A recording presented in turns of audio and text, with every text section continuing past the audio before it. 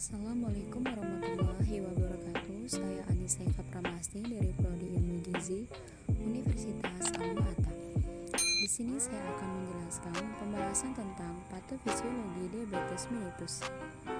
Apa sih patofisiologi diabetes mellitus itu? Yuk mari kita simak.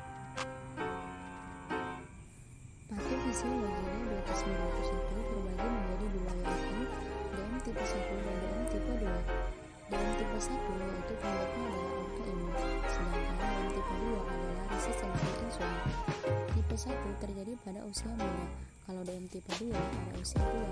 Mekanisme pertama autoimun, dia akan merusak sel-sel beta pankreas. Kerusakan sel beta pankreas ini akan mengakibatkan produksi insulin yang rendah. Karena produksi insulin yang rendah, maka glukosa darah tidak dapat masuk ke dalam sel sehingga terjadi hiperglikemia atau glukosa darah yang tinggi. Kemudian DM tipe 2 bedanya pada dua ini yaitu sel mengalami resistensi insulin. Jadi sel-sel pada tubuh kita itu tidak dapat menerima insulin. Akhirnya insulin itu tidak dapat bekerja pada sel tersebut. Nah, akibatnya glukosa darah tidak dapat masuk ke dalam sel. Kemudian akibatnya sama, yaitu glukosa darah yang tinggi atau hiperglikemia. Hiperglikemik memiliki banyak komplikasi.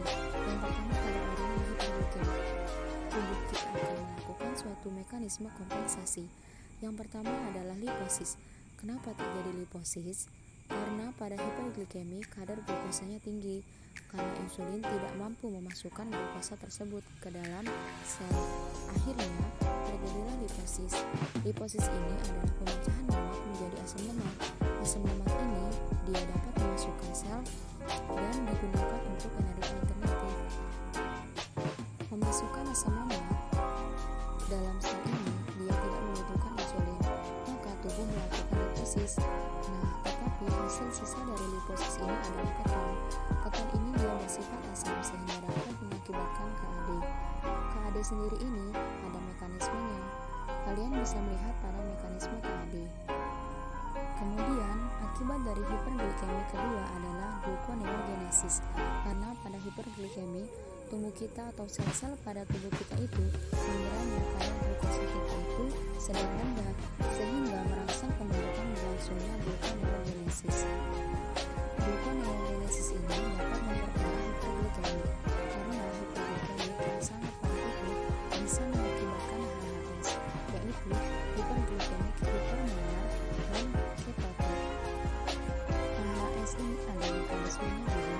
Selanjutnya, sel-sel kita itu kekurangan glukosa karena glukosanya itu tinggi di dalam pembuluh darah dan rendah di dalam sel-sel. Akibatnya kita akan mudah lapar dan banyak makan. Dan proses makan itu sendiri ada mekanismenya. Kemudian hipermolar diuretik atau volume urin yang banyak atau tinggi. Volume urin yang tinggi ini dapat mengakibatkan dehidrasi karena cairan-cairan tubuh itu terbuang dalam urin yang dapat mengakibatkan polidipsi atau urin berlebih. Kemudian polidipsi itu akan mengakibatkan haus dan dehidrasi. Dan haus sendiri itu ada mekanismenya juga tersendiri. Ini adalah mekanisme dari lapar yang melalui hormon insulin. Pertama, ketika glukosa rendah, maka insulin juga akan rendah. Meskipun dalam diabetes, kasus diabetes glukosa tertinggi, tetapi kadar insulinnya rendah. Kalau DM tipe 1 dan DM tipe 2 juga mekanismenya sama, seperti ini, kadar insulin yang rendah akan menurunkan simpanan lemak tubuh sehingga simpanan lemak tubuh turun, maka leptin juga turun. Leptin yang turun ini dia akan merangsang neuron penghasil NPY di hipotalamus. Kemudian insulin yang rendah juga akan merangsang NPY di hipotalamus. Selanjutnya, neuron penghasil NPY ini mengeluarkan NPY atau neuropeptida Y. Kemudian, neuropeptida Y inilah yang akan membuat kita merasa lapar.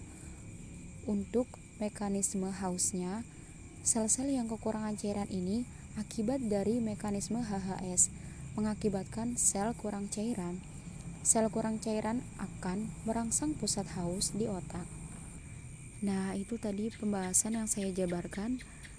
Jika ada kesalahan mohon dimaafkan. Wassalamualaikum warahmatullahi wabarakatuh.